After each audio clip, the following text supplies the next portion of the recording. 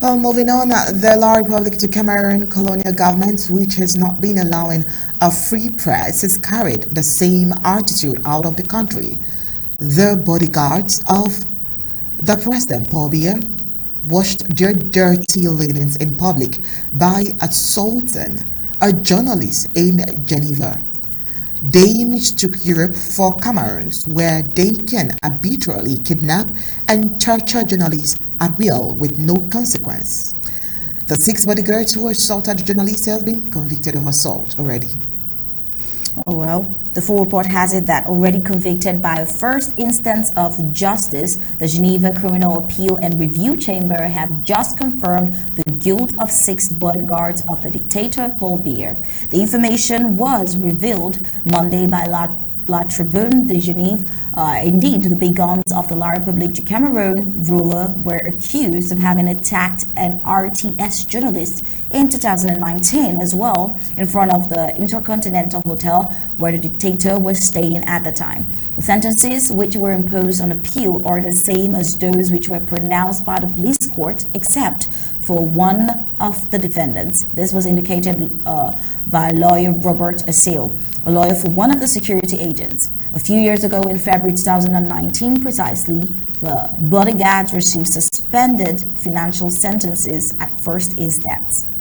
In 2019, Adrien Crusade, a journalist, was attacked in front of the hotel. The media man was roughed in front of the Intercontinental Hotel while he was covering a gathering of elements of the anti-sardines brigade in front of the luxurious hotel where Paul Biya had taken up residence.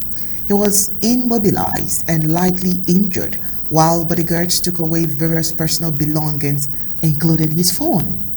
The Swiss Ministry of Foreign Affairs immediately summoned the Cameroonian ambassador to explain why such incidents happened, and of course such incidences were not acceptable, and that freedom of the press is protected and must be respected. You can see this is a country where the law works. Now, at the time, these affairs sparked protests from the Swiss Confederation, who had reminded their Cameroonian ambassador in burn of respect for press freedom. On the airwaves, Antonio Hodges, president of the Geneva government, also considered that the event was totally unacceptable.